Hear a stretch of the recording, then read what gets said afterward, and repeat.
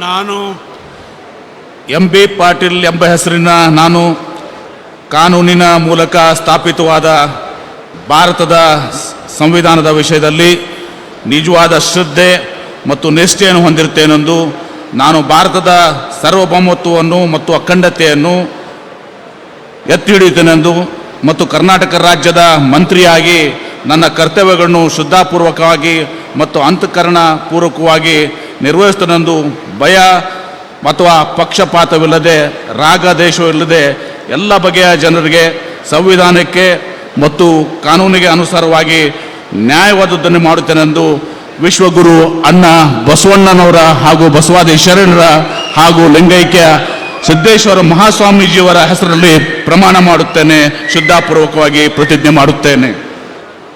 ನಾನು ಎಂ.ಬಿ. ಪಾಟೀಲ್ ಎಂಬ ಹೆಸರಿನ ನಾನು ಕರ್ನಾಟಕ ರಾಜ್ಯದ ಮಂತ್ರಿಯಾಗಿ ನನ್ನ ಪರ್ಯಾಲೋಚನೆಗೆ ತರಲಾಗುವ ಅಥವಾ ನನಗೆ ತಿಳಿದು ಬರುವ ಯಾವುದೇ ವಿಷಯವನ್ನು ರಾಜ್ಯದ ಮಂತ್ರಿಯಾಗಿ ನನ್ನ ಕರ್ತವ್ಯಗಳ ಯುಕ್ತ ನಿರ್ವಹಣೆಗೆ ಅಗತ್ಯವಾಗಬಹುದಾದ ಸಂದರ್ಭದಲ್ಲದೆ ಅನ್ಯಥಾ ಯಾರೇ ವ್ಯಕ್ತಿಗೆ ಅಥವಾ ವ್ಯಕ್ತಿಗಳಿಗೆ ಪ್ರತ್ಯಕ್ಷವಾಗಿ ಅಥವಾ ಪರೋಕ್ಷವಾಗಿ ತಿಳಿಸುವುದಿಲ್ಲ ಅಥವಾ ಬಹಿರಂಗಪಡಿಸಲು ಎಂದು ವಿಶ್ವಗುರು ಅಣ್ಣ ಬಸವಣ್ಣನವರ ಹಾಗೂ ಬಸವಾದಿ ಶರಣರ ಮತ್ತು ಶ್ರೀ ಪರಮಪೂಜ್ಯ ಸಿದ್ದೇಶ್ವರ ಮಹಾಸ್ವಾಮೀಜಿಯವರ ಹೆಸರಿನಲ್ಲಿ ಪ್ರಮಾಣ ಮಾಡುತ್ತೇನೆ, ಶ್ರದ್ಧಾಪೂರ್ವಕವಾಗಿ ಪ್ರತಿಜ್ಞೆ ಮಾಡುತ್ತೇನೆ.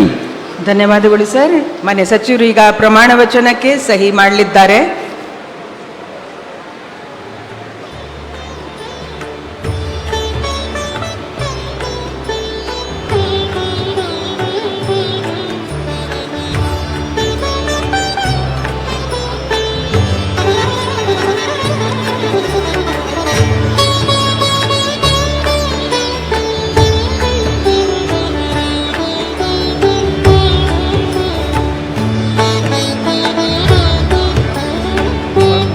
जो लिखा है वही पढ़े.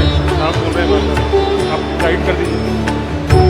ಮಾನ್ಯ ಸಚಿವರಿಗೆ ಮನವಿ, ಪ್ರಮಾಣ ವಚನದಲ್ಲಿ ಬರೆದಿರುವ ಶಬ್ದಗಳನ್ನು ಮತ್ತು ವಾಕ್ಯಗಳನ್ನು ಮಾತ್ರ ಓದಬೇಕು ಅಂತ ಮಾನ್ಯ ರಾಜ್ಯಪಾಲರು ನಿರ್ದೇಶನ ನೀಡಿರ್ತಾರೆ. ಮಾನ್ಯ ಸಚಿವರಿಗೆ ಹೂಗುಚ್ಚೆ ಮೂಲಕ ಮಾನ್ಯ ರಾಜ್ಯಪಾಲರು ಹಾಗೂ ಮಾನ್ಯ ಮುಖ್ಯಮಂತ್ರಿಗಳು ಅಭಿನಂದನೆಯನ್ನು ಸಲ್ಲಿಸಲಿದ್ದಾರೆ.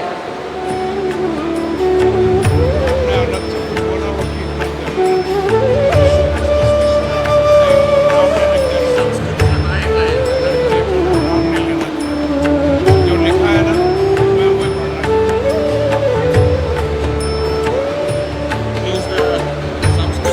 पढ़ रहा हूँ. मैं मान रहा हूँ परंतु उसमें जो लिखा है ना वही पढ़ रहा हूँ.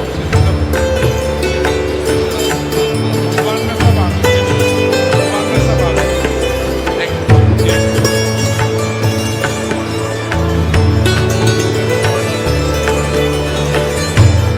ಧನ್ಯವಾದಗಳು ಸರ್.